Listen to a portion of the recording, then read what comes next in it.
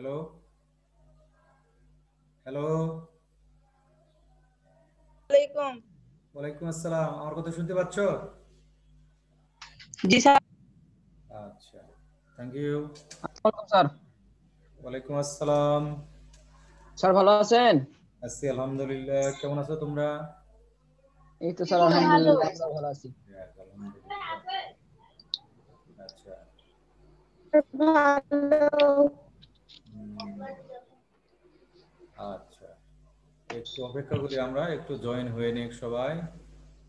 একটু আমরা দেখব, সবাই জয়েন হয়ে নেই, কেউ হয়তো বের হয়ে গেছিল।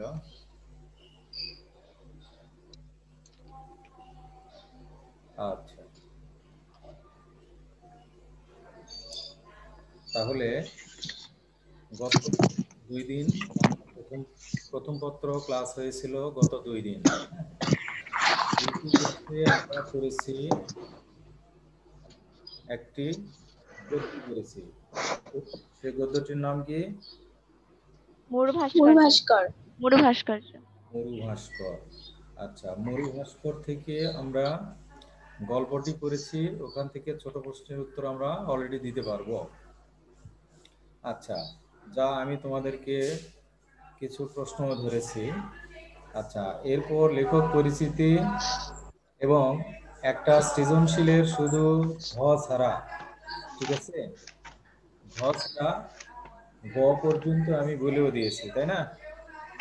আচ্ছা, তো আমাদের শিডিউল অনুযায়ী, সিলেবাস অনুযায়ী আজকে আমাদের ওই গল্পের ভিতরে আর সীমাবদ্ধ করা যাবে না, আমরা এখন চলে আসব অন্য একটি গল্পে। আচ্ছা, এটা 2 দিন হবে। কয়দিন হবে?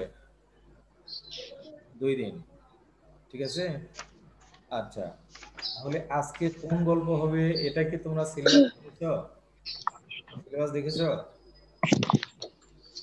স্যার, আজকে যে, হ্যাঁ বলো, কে কি বলবে বলো।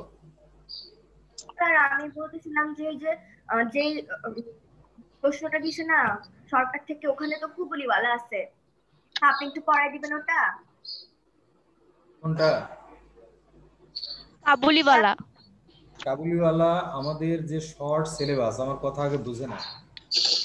নতুন করে আমাদের এই অল্প সময়ের ভিতরে, এই অল্প সময়ের ভিতরে যতটুকু সিলেবাস করতে বলেছেন সরকার থেকে, নতুন সিলেবাস দিয়েছে, শর্ট সিলেবাস।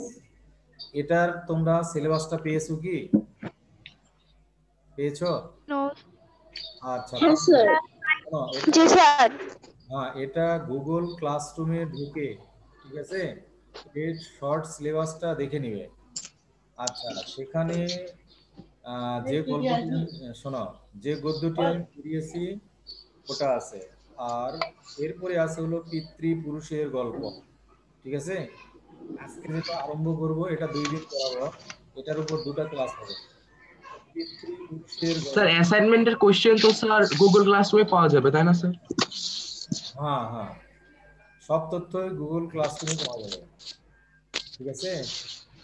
আচ্ছা, তো যা হোক, ওটা তো আমি কালকে বলে দিয়েছি যে তোমাদের কভার পেজে কি কি লিখবে, তাই না?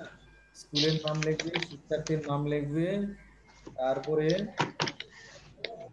রোল নাম্বার, রোল নাম্বার, শাখা, আচ্ছা, অ্যাসাইনমেন্ট নাম্বার এবং অ্যাসাইনমেন্টের শিরোনাম এবং জমাদানের তারিখ, এইগুলি লিখবে, ঠিক আছে, কভার পেজে এটা।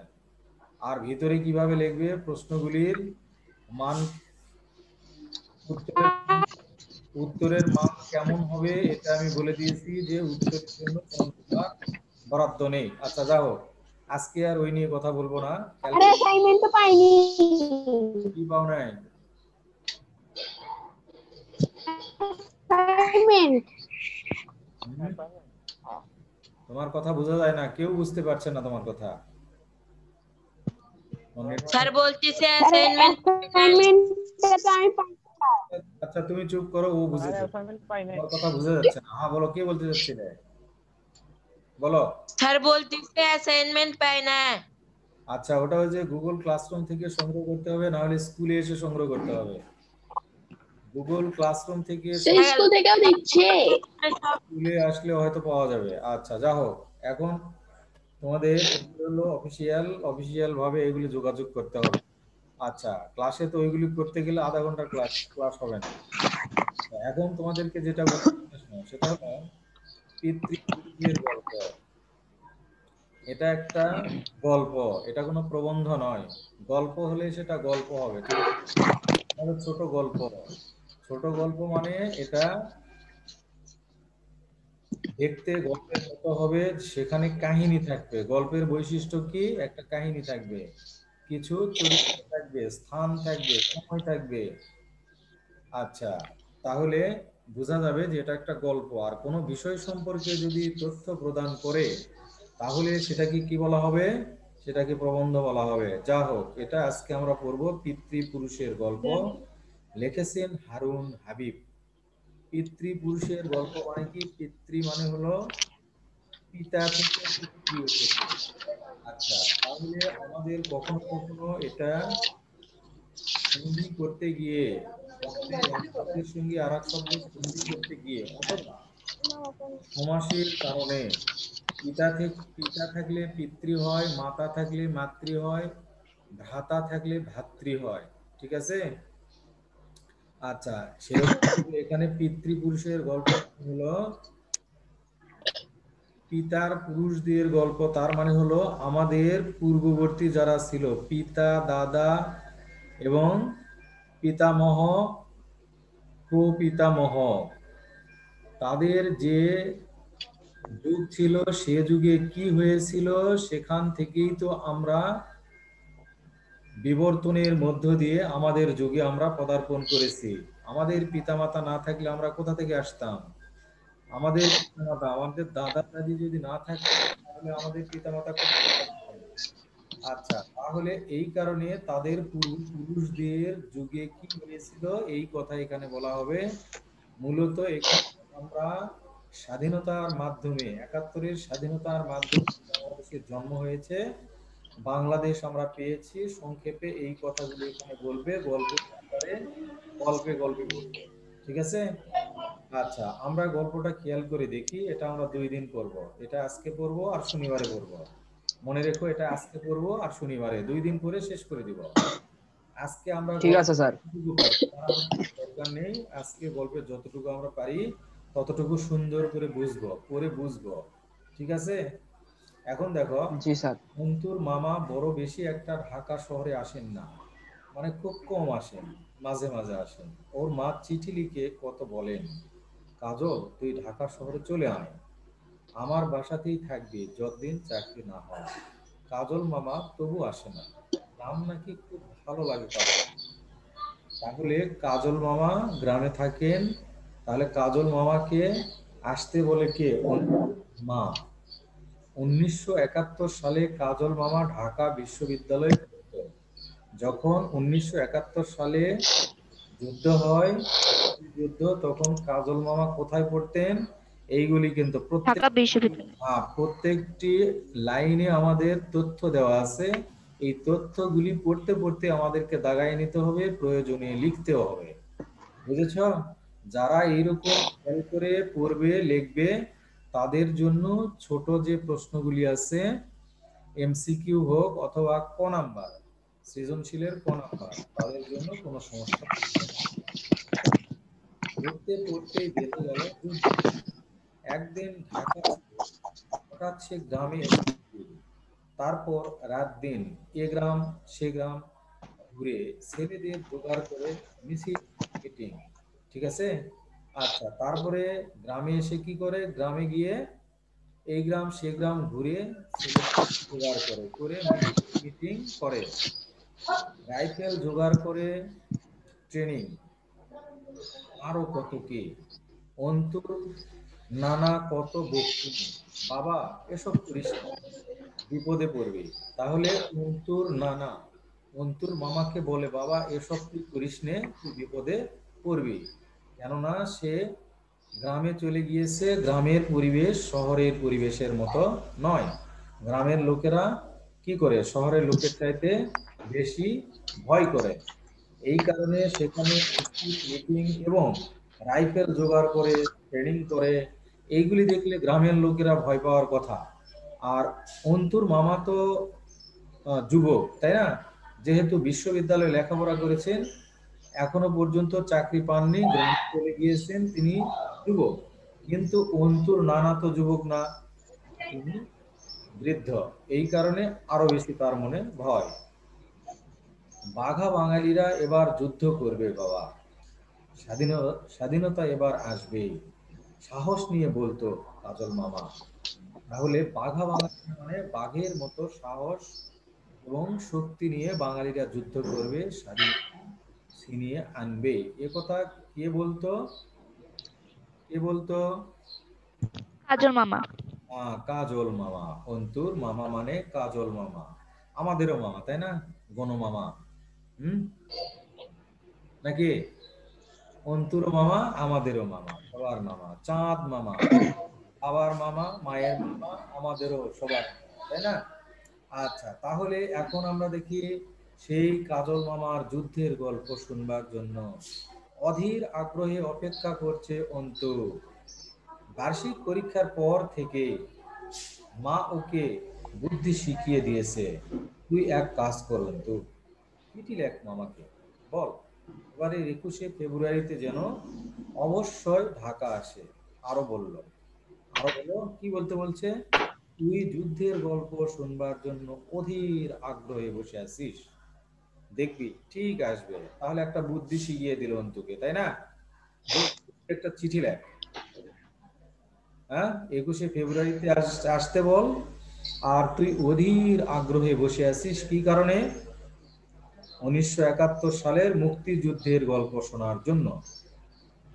বুদ্ধিটা অন্তর মার হলেও এমন একটা কৌশল চিন্তা করত সে বেশ কদিন আগে থেকে। কাউকে না জানিয়ে অন্তু চিঠি লিখেছে, বুঝেছ? কেমন চালাক ছেলে।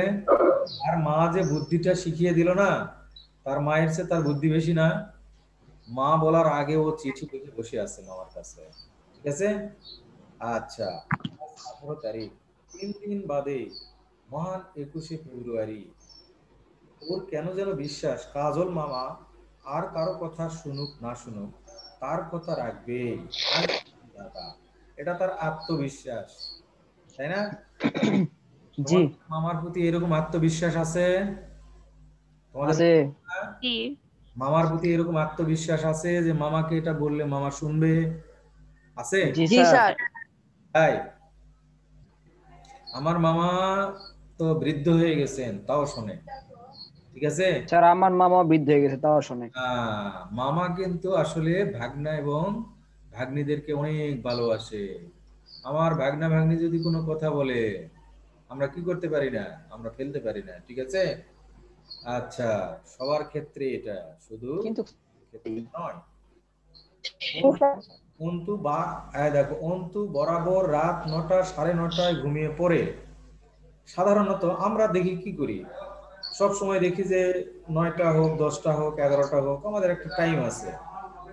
আমরা কি করি, বাসায় পড়ালেখা করার পরে, খাওয়া দাওয়া করার পরে হয়তো একটু টিভি দেখার পরে আমরা ঘুমিয়ে পড়ি। অন্তুর এইরকম একটা অভ্যাস আছে যে কি করে, রাত 9টা 9:30টায় ঘুমিয়ে পড়ে, কিন্তু আজ রাতে সে 10টারও উপরে জেগে থাকলো।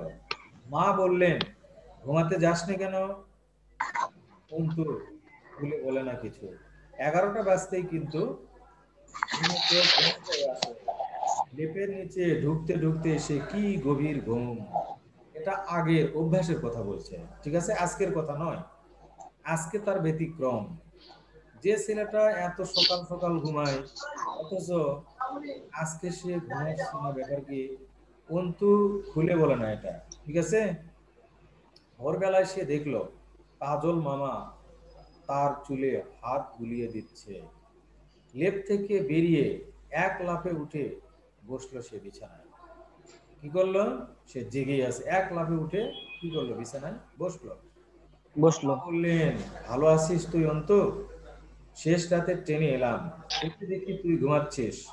অন্তু বলে, আজ কিন্তু 19 তারিখ, তা তো জানো মামা, দুদিন বাদে 21শে ফেব্রুয়ারি। মামা বললেন, ঠিক আছে, খানিকক্ষণ রেস্ট নিয়ে বেরোবো তোকে নিয়ে, যেখানেই যেতে চাস সেখানেই যাব। 5 দিন আমি ঢাকায় থাকবো। এর মধ্যে 4 দিনই তোর সাথে যেখানে যেতে চাবি যাব, যত গল্প শুনতে চাস যাব। তাহলে অন্তুর মামা তাকে আশ্বাস দিল, ঠিক আছে, যে অন্তু আমি এসেছি, তুই যেখানে যেতে চাস ঢাকা শহরে বেড়াতে নিয়ে যাব, সমস্যা নেই, তুই যে কথা বলবি আমি শুনবো। তারপরে তুই যদি গল্প শুনতে চাস, যে কোনো গল্প আমি তোকে শোনাবো শোনাবো। শোনাবো ঠিক আছে। মোহাম্মদপুরে জি স্যার। নূরজাহান রোড থেকে একটি রিকশায় চাপলো অন্তুত আর কাজল মামা। তাহলে এটা কিন্তু মনে রাখতে হবে, কোথায় থেকে রিকশায় চললো? মোহাম্মদপুর, মোহাম্মদপুর। মোহাম্মদপুর নূরজাহান রোড থেকে। নূরজাহান রোড, এখান থেকে। এই রোডটা কোথায় থেকে কোথায় গেছে দেখো, লালমাটিয়া ধানমন্ডি হয়ে রিকশা চলছিল। মামা বললেন এই যে রাস্তাটি, এই যে লালমাটিয়া ধানমন্ডি, ঠিক আছে, এই রাস্তাটা কিন্তু বলছে, এই শোনো, লালমাটিয়া ধানমন্ডি এই রাস্তার কথা বলছে। মামা বললেন এই যে রাস্তাটা দিয়ে আমরা যাচ্ছি এর নাম 7 মসজিদ রোড, জানিস? ওকে জিজ্ঞেস করলো এই যে রাস্তা দিয়ে আমরা যাচ্ছি না, সেই রাস্তা কোথা? লালমাটিয়া থেকে ধানমন্ডি, সেই রাস্তাটার নাম কি? 7 মসজিদ রোড। মসজিদ। কিন্তু আমরা জানি না, কেন বলবে এটা? কি যে বলো মামা, জানবো না কেন? তাহলে কিন্তু তার মামাকে বলল, কিভাবে বলল? বিজ্ঞের মতো, বিজ্ঞেরা যেরকম বল না, বিজ্ঞ লোকেরা ঠিক সেরকম ভাবে, অজানা নয় কিন্তু, মানে যে লোকেরা জানে বিজ্ঞ তাদের মতো বলতে হবে। ঠিক আছে, বলো দেখি 7 মসজিদ নাম হয়েছে কেন রাস্তাটা? তা তো ঠিক জানি না। আচ্ছা, এর আগে বললো না এখনই? তাহলে জি আমরা স্যার। আগে কি বলতাম, বগুড়ার ভাষায় কি বলতাম? এই চাপা মারিস না, হ্যাঁ জানিস না। আচ্ছা, তাহলে আমাদের মতো মামা হলে কি বলতো? তাই বলতো, তাই না? আচ্ছা, কিন্তু অন্তুর মামা তা বললেন না। এজন্যই বলছিলাম অনেক জিনিসই জেনে রাখা ভালো আমাদের। অতীত মানে আমাদের আগের দিন, পুরোনো দিনের উপরেই তো বর্তমান দিন রাত গড়ে ওঠে। কাজল মামা সংক্ষেপে বললেন এই ঢাকা শহরের আগের নাম জাহাঙ্গীরনগর। ঢাকা শহরের আগের নাম কি পেলাম? জাহাঙ্গীরনগর। জাহাঙ্গীরনগর। জাহাঙ্গীরনগর। তাহলে সম্রাট জাহাঙ্গীর আছে না, সম্রাট জাহাঙ্গীর, সম্রাট জাহাঙ্গীরের পিতার নাম কি?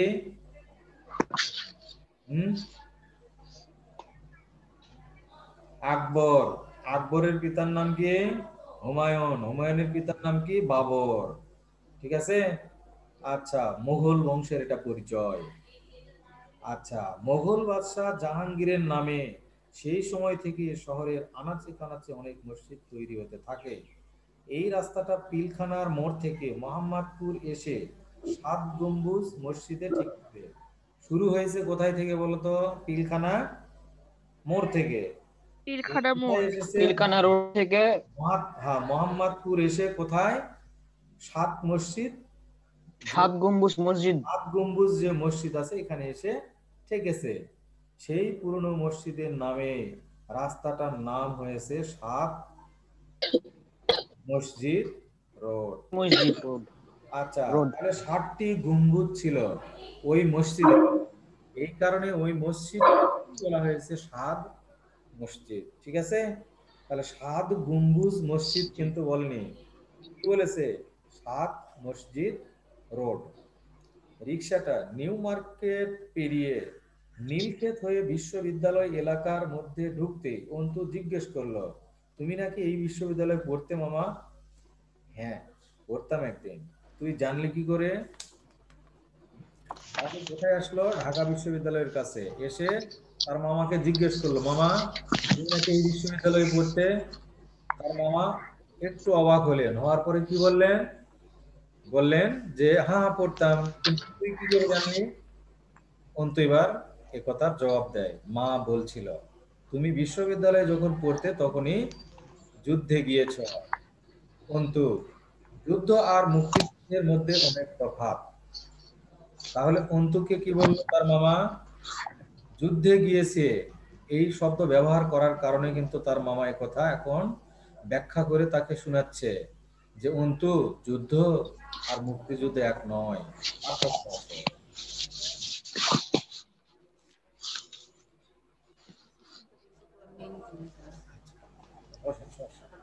দেখে দেবো, হ্যাঁ, দেখে দেবো। আচ্ছা, তাহলে কি হলো?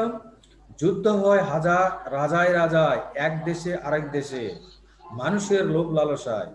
যুদ্ধে শক্তি দেখায় একজন মানুষ, কষ্ট হয় সাধারণ মানুষের, কিন্তু মুক্তিযুদ্ধ হয় স্বাধীনতার জন্য, একটি জাতি হিসাবে বেঁচে থাকবার জন্য, সব অন্যায় অত্যাচার আর শৃঙ্খল থেকে মুক্ত হওয়ার জন্য।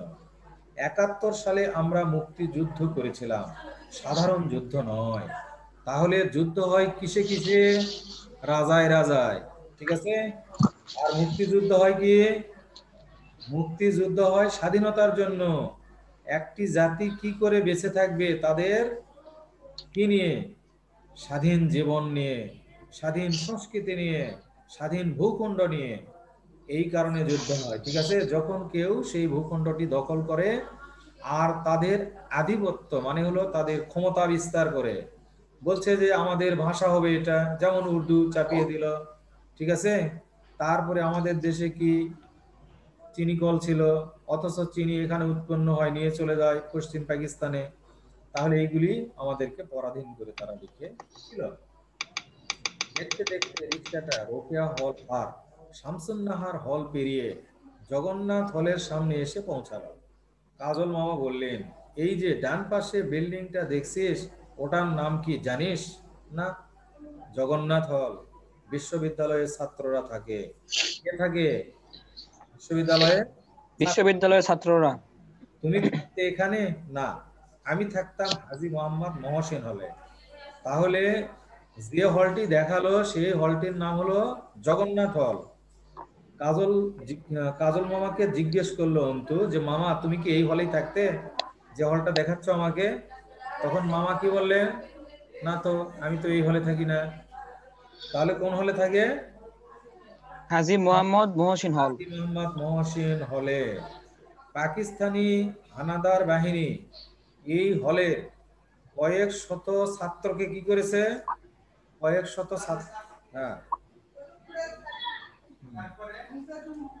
কয়েক শত ছাত্রকে ওই মাঠটাতে একসাথে দাঁড় করিয়ে গুলি করে মেরেছিল।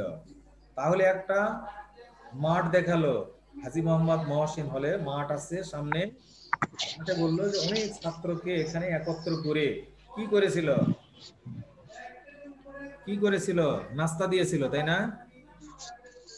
হাজী মোহাম্মদ না মহসিন স্যার, গুলি করেছিল। যে কি ছিল? মাঠ ছিল।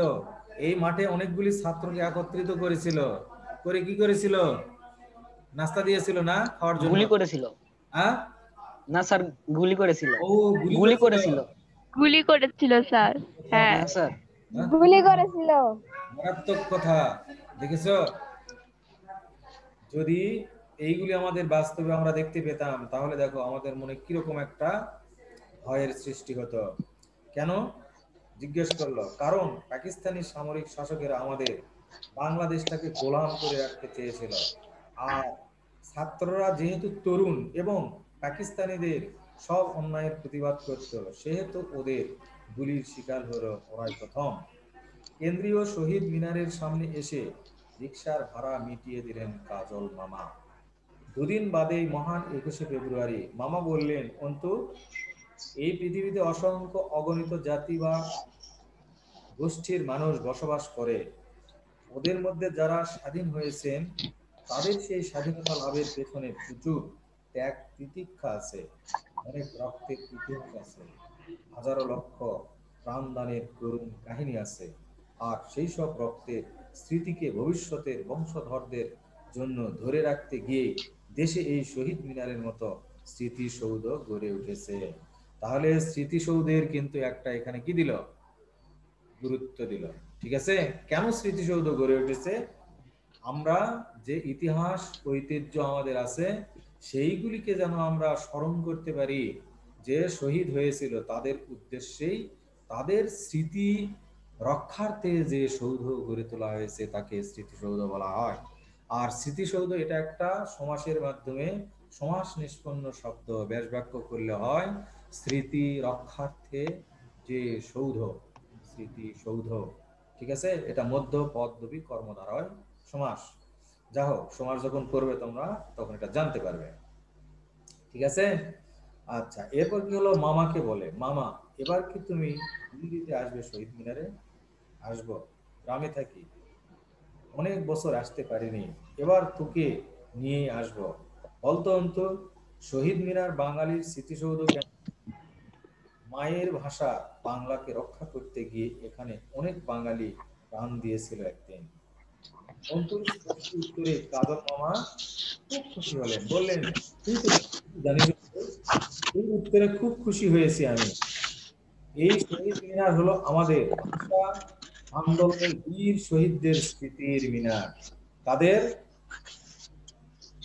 বলতো, কাদের জন্য স্মৃতির মিনার এটা?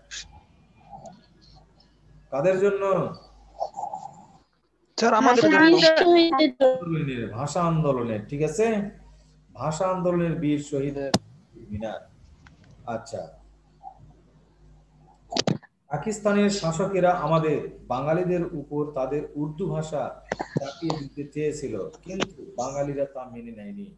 তাই 1952 সালের 21শে ফেব্রুয়ারিতে ঠিক এই- এই জায়গায় যখন উর্দু ভাষা চাপিয়ে দেওয়ার বিরুদ্ধে প্রতিবাদ, পাকিস্তানি পুলিশ করে অনেককে হত্যা করেছে। চাপ চাপ রক্তে এই জায়গার মাটি ভিজে গেছে। ওই রক্তের বিনিময়ে আমরা বাংলা ভাষাকে প্রতিষ্ঠা করতে পেরেছি। অন্তুর মুখ দেখে কাজল মামা বুঝলেন সে মন খারাপ। মানুষ মানুষকে গুলি করে মেরে ফেলতে পারে, এই ব্যাপারটা কিছুতেই মেনে নিতে পারে না অন্তু। মামাকে বলে, মামা তুমিও তখন এখানে ছিলে? না রে পাগল, আমি তো তখন তোর মতোই ছোট। এখানে যারা 52 সালে রক্ত দিয়েছেন তারা সবাই আমার বড়, ওরা আমাদের পিতৃপুরুষ, ওদের আমরা চিরদিন মনে রাখবো, শ্রদ্ধা করব। দেখো, এখানে যে নামকরণ করেছে গল্পের, সেখানে প্রথম দিকে ব্যাখ্যা করেনি, কিন্তু এখানে এসে সেই ব্যাখ্যাটা দিয়েছে যে আমাদের পিতৃপুরুষ কারা, 52 ভাষা আন্দোলন যারা করেছে আমাদের ভাষা রক্ষার জন্য এবং 71 সালে আমাদের দেশকে স্বাধীন করেছে, তারাই আমাদের পিতৃপুরুষ। কিন্তু এখানে কাদের কথা ইন্ডিকেট করলো, নির্দেশ করলো? যারা আন্দোলন করেছে তাদের কথা, ঠিক আছে? আচ্ছা, আজকে আমরা এই পর্যন্তই শেষ করব। আচ্ছা, তো শনিবারে তোমাদের আবার এই বাংলা ক্লাস হবে, যতটুকু থাকলো ততটুকু আমরা শনিবারে শেষ করব। আচ্ছা, এরপরে পাঠ পরিচিতি, লেখক পরিচিতি এবং সৃজনশীল নিয়েও শনিবারে আমরা আলোচনা করব। শনিবারে আমাদের সৃজনশীল এত বেশি সময় লাগবে না, কেন যে এর আগের দিন, গতদিন আমরা সৃজনশীল নিয়ে আলোচনা করেছি, ঠিক আছে? তাহলে শনিবারে আবারও তোমরা চলে আসবে। সে পর্যন্ত ভালো থেকো সবাই, শরীরের যত্ন নিও, ঠিক আছে? খোদা হাফেজ। স্যার আসসালামু আলাইকুম। ওয়ালাইকুম আসসালাম।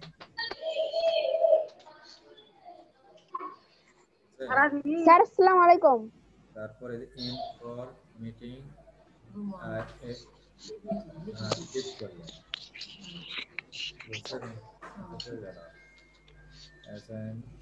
আমারটা শুনবে।